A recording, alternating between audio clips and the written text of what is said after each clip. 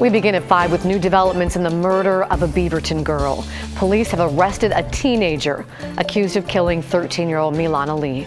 The Oregonian reports the suspect is 16-year-old Daniel Gore, and he's now charged with murder. According to the Oregonian, Gore has a criminal history, including pending charges for trying to set a movie theater on fire. Lee was last seen in her apartment in the Murray Hill area in South Beaverton on the afternoon of May 8th. Her family reported her missing the next day. Lee's body was found a few days later in a small stream near Barrows Park. Now to Oregon's primary election and ballot problems in Clackamas County. The county clerk overseeing a botched elections process is now admitting errors and accepting more help to get votes counted. Tim Gordon's following this for us. And Tim, we heard from the clerk today. Yeah, we did. You know, Sherry Hall has complained about the news media getting in the way of the public process of elections, but she did take time to answer our questions, including why she did not react to trouble sooner.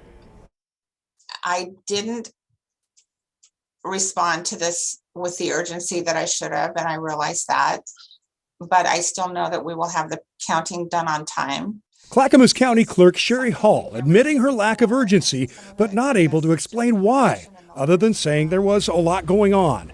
It was back on May 3rd that she realized about 2/3 of the ballots already coming in had unreadable barcodes. That could be around 60,000 ballots that have to be duplicated by elections workers and then counted, and that will take time. I want to thank the Clackamas County voters and candidates for their patience as we continue to process ballots.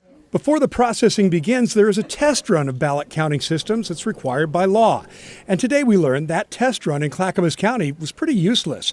First, because they tested ballots they printed in-house, not the actual ballots from their outside printer. And second, they didn't test run until May 3rd, way too late to do any good.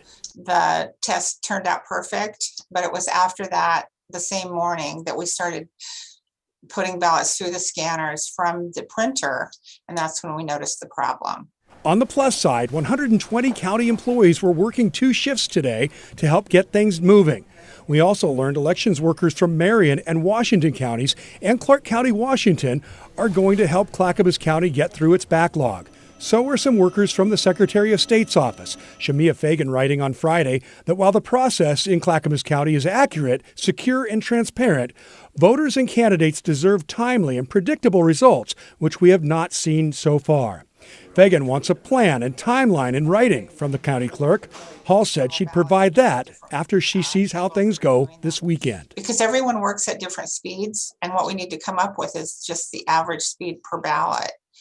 And we will hopefully have all of that information to her by Monday. Now, the Clackamas County ballot count is up to about 27,000 now, so there are signs of progress there. The best Hall could say today, though, was that they'll get the job done by certification day, June 13th, and maybe sooner. Laurel? Let's hope sooner. Thank you, Tim. In the race for Portland City Commissioner, Renee Gonzalez still holds a lead over Vadim Mazursky for second place. Incumbent Joanne Hardesty has already secured a spot in the runoff this November. Multnomah County says there are about 1,700 ballots left to process and that a few more mail-in ballots are coming in next week. If you were anywhere near downtown Portland today, chances are you saw this. Hundreds of students took over the streets. They walked out of class, rallied, and marched in the name of climate justice. Mike Benner was there and has more from Southeast Portland. We are at Revolution Hall for the Portland Climate Festival. This is all about celebrating the climate that sustains us, also connecting with people and organizations that are demanding climate solutions. You'll notice a good number of people here. Before a lot of these people got here, though, they were on the other side of the river. I said climate! You said justice! Climate! Justice! Climate! Justice! This was the scene outside Portland City Hall Friday morning. More than 1,000 high school students who walked out of class rally for climate justice, an issue personal to so many in this crowd, including one of the organizers. It terrifies me that there's a possibility that I might not be able to give my kids a safe planet to live on. Ida B. Wells student J.J. Kleinwolf says climate change is real. And among those contributing to the problem, she says, the Oregon Department of Transportation, the Portland Business Alliance, Northwest Natural, and Zenith Energy.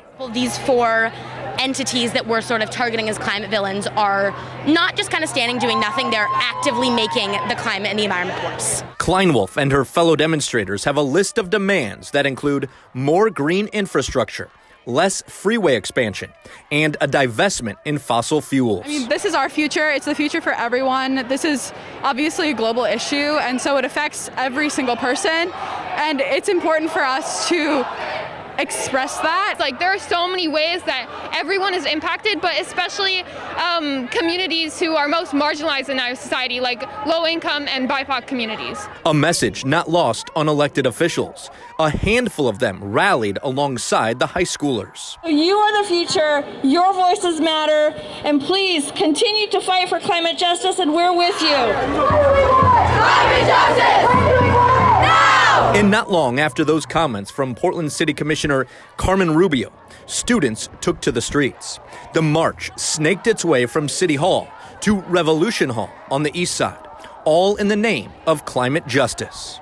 I think a lot of people realize now more than in the past that climate change is something that's real, that's happening, and it's affecting us every single day. We just let our planet be!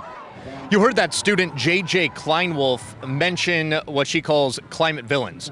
We reached out to them for comment. We heard back from ODOT. They say that 40% of Oregon's carbon emissions come from transportation. They're doing what they can to reduce that, and that includes investing $100 million to encourage people to buy electric vehicles. We also heard from Zenith Energy. They say they have a plan in place to fully replace traditional diesel with renewable diesel. Reporting in Southeast Portland, I'm Mike Benner for KGW News. Staff shortages strike again, forcing a school district in the Portland area to call off classes today. Elementary and middle schools were unexpectedly closed to students today in the Reynolds district. And the district says it plans to close again Friday of next week. It's blaming a combination of illnesses, staff on vacation, and a shortage of substitute teachers. Reynolds High School remained open. I-5 in Kelso is back open today after weather caused multiple crashes. A hailstorm hit about 2 o'clock yesterday afternoon, causing terrible problems. There were trucks, cars, and a motorcycle involved in one crash. The driver of the motorcycle died. Northbound lanes of I-5 were shut down for hours during the investigation.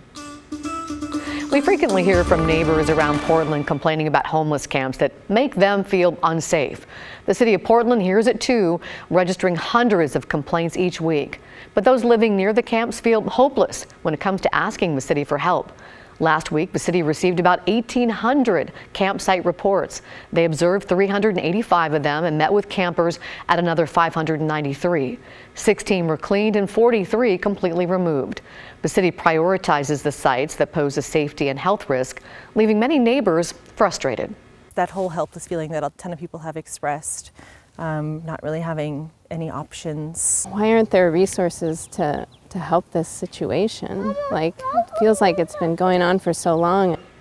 While it may feel like a dead end, it's important to know the city's impact reduction team does review every single report and again prioritizes the ones that pose a high health and safety risk, such as criminal activity or drug use. Caught on camera, a dramatic rescue in Washington and a tragedy narrowly avoided. A small boat sank on Lake Washington. This is in the Seattle area. It happened during a windstorm on Wednesday. 2 men and a toddler were on board that boat. Luckily, 2 Seattle police officers on a nearby bridge spotted the trio and managed to get them out of the water. They are heroes. Nobody was seriously hurt.